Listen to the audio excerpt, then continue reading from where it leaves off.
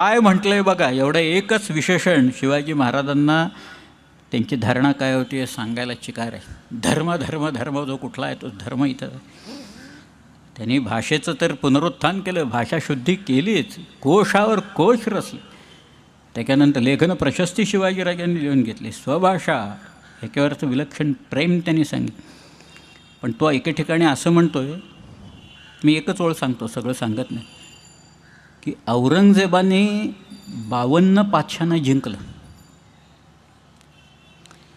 पण त्या 52 पातशांना जिंकणाऱ्या औरंगजेबाला शिवाजी महाराजांनी जिंकलं. पण त्यांनी विशेषण वापरले, पातशाह 52 दिल्ली के पातशाह जिती पातशाह हिंदुपती पातशाह सेवाने, असं म्हटलं. हिंदुपती पातशाह हे सगळे लोक आजवर आपण हिंदुपद पातशाही असं म्हणत आलेलो आहे ना, त्याला भूषण